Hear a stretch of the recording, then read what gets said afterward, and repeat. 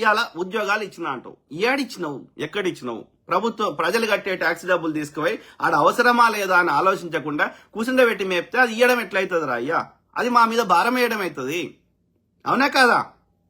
ఇలా కానిస్టేబుల్ ఎవరికి కావాలి నీ కానిస్టేబుల్ పోస్టులు? హైరే ఆఫీసర్లను హైర్ చేసుకో. ఇంజనీరింగ్ చేసిన వాళ్ళని, లేకపోతే కనీసం డిగ్రీ చేసిన వాళ్ళని, రాజ్యాంగం మీద కనీస అవగాహన ఉన్న వాళ్ళని, రాజ్యాంగం మీద అట్లీస్ట్ ఒక డిప్లొమా కోర్సు చేసిన వాళ్ళని, చట్టాల మీద అవగాహన ఉన్న వాళ్ళని, వాడు బాడీ ఫిట్ ఉన్న వాళ్ళని, అట్లనే వానికి రకరకాల ఏది పోలీసు కావాల్సినటువంటి అక్కడ ఏదైనా గొడవ జరిగితే దాన్ని కంట్రోల్ చేసే శక్తి ఆ కానిస్టేబుల్కి ఏడున్నది? వీని కట్టే చేతిలో కట్టేసి వీన్నే కొట్టే పరిస్థితి ఉన్నది.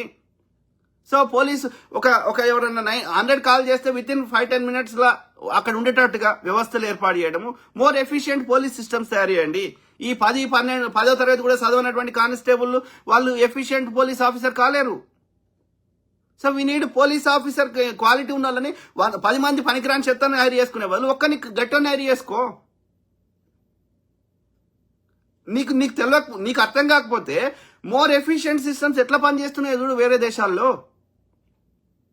అట్లా ఇందులో ఈ ఆశా వర్కర్లు ఎంతమందిని హైర్ చేసుకున్నాడు? టీచర్లు 1,25,000 మంది. సో హెల్త్ కేర్లా ఎంతమంది? 1,00,000 మంది.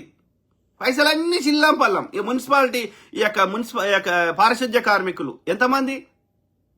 అరే ఇప్పుడు ఇదే చైనాలా, ఇదే అమెరికాలా వాళ్ళు మొత్తం ఎక్విప్మెంటే వాడేస్తున్నారు. మన దగ్గర 10 మంది ఇట్లా ఊడ్చిపోతారు, మళ్ళీ తెల్లారి వరకు మళ్ళీ రోడ్లన్నీ చెత్తనే ఉంటాయి. సాయంత్రం వరకే పొద్దున ఉడతారు, మళ్ళీ మధ్యాహ్నం చూసే వరకు ఏడ చూసినా చెత్త కనిపిస్తుంది.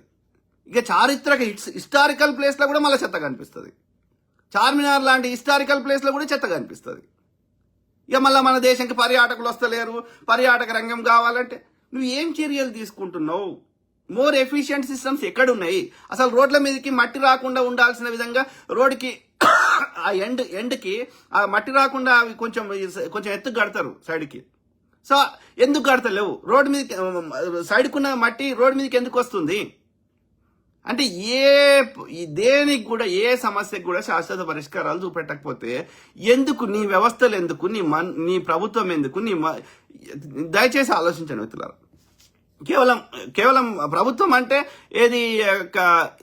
Even electricity department, education department, health care department ప్రభుత్వం ఎందుకు మెయింటైన్ చేయాలి?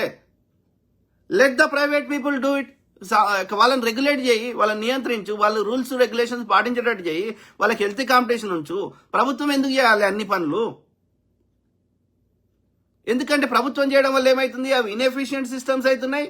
రెండోది మనకి అవి దాంట్లోకి లాభం వచ్చే కంటే కూడా మనం ఎంతసేపు స్పెండింగే అవుతున్నది.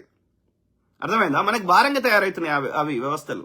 కాబట్టి అది మోర్ ఎఫిషియెంట్ సిస్టమ్ ఉండాలి అంటే మన మీద భారం పడకూడదు. అంటే ఇలా ఎడ్యుకేషన్ డిపార్ట్మెంట్కి ఎంత % డబ్బులు కేటాయిస్తున్నాం చెప్పండి? కేవలం ప్రభుత్వ ఉద్యోగులకి వాళ్ళకి ఇచ్చే జీతాలకి వాళ్ళ రిటైర్మెంట్స్కి ఇతర బెనిఫిట్స్కి 65,000 కోట్లు, అంటే 3 లక్షల కోట్ల బడ్జెట్లో, అంటే 22% బడ్జెట్ కేవలం వీళ్ళ జీతాలకు పోతున్నాయి. ఇవి కాకుండా వాళ్ళ యొక్క మెయింటెనెన్స్ కి ఎన్నిటికి ఒక్కొక్క డిపార్ట్మెంట్కి ఎన్ని పైసలు పోతున్నాయి? ఇట్లా పోయినాక ఎక్కడి నుంచి అభివృద్ధి జరుగుతుంది? మళ్ళీ ఎక్కడ నువ్వు ప్రపంచ దేశాలతోటి పోటీ పడతావు? మార్కెటింగ్ తప్ప. నిన్న ఆయన ఎవరు ఒక హిందూ పత్రిక వాళ్ళతోటి ఒక honourable chief minister Shri A Revanth Reddy attended the Hindu huddle session titled by for of the people good governance for Telangana in Bengaluru Saturday. బెంగళూరులో శనివారం రోజు ఒక హిందూ పత్రిక నిర్వహించినటువంటి ఏమంటారు ఒక గుడ్ గవర్నెన్స్ అంటే మంచి పరిపాలన చేస్తున్నాడు తెలంగాణకి సంబంధించిన ఒక కాన్వర్జేషన్.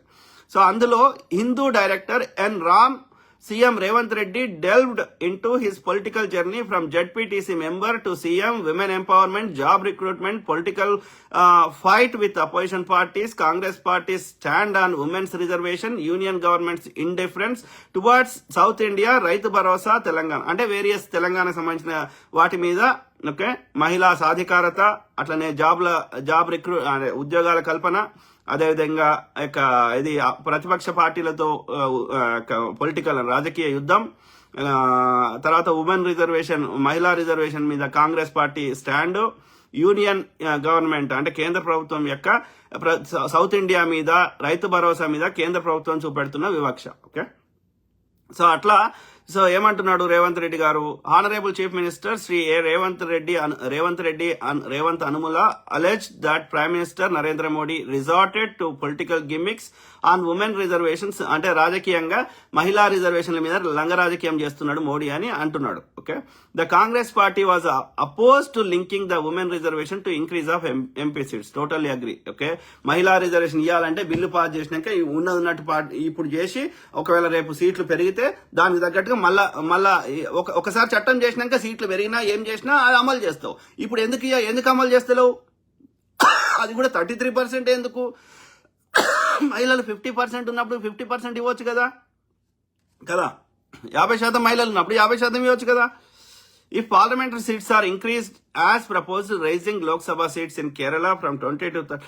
సో అది సీట్లకు సంబంధించింది. అది బీజేపీ లంగ రాజకీయం చేస్తుంది.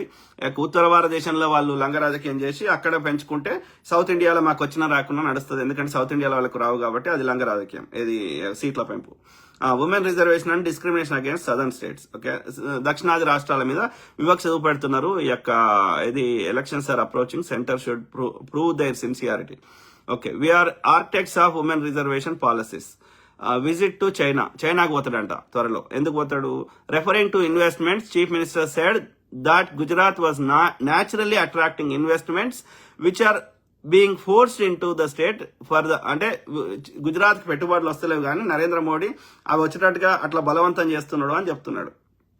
For the past 20 years, there has been just one brand ambassador working there. Telangana state was not alone competing with neighboring states, also with the world. మేము పక్క రాష్ట్రాలతో కాదు ఆ ప్రపంచంతోనే మేము పోటీ పడుతున్నామని అనేక సందర్భాల్లో చెప్పాడు ముఖ్యమంత్రి గారు. Why compete with neighbors only? We are competing with China, Japan, South Korea and Germany. మేము చైనాతో, జర్మనీతో, సౌత్ కొరియాతో, జపాన్తో పోటీ పడుతున్నాం అని చెప్తున్నాడు. నిజంగా పోటీ పడుతున్నారా? ఆ విధంగా ఇన్ఫ్రాస్ట్రక్చర్ ఉందా మన దగ్గర? ఆ విధంగా క్లీన్ అండ్ గ్రీన్ ఉందా? ఆ విధంగా బేసిక్ ఫెసిలిటీస్ ఉన్నాయా? You have to be honest to your self CM గారు, ప్లీజ్ దయచేసి.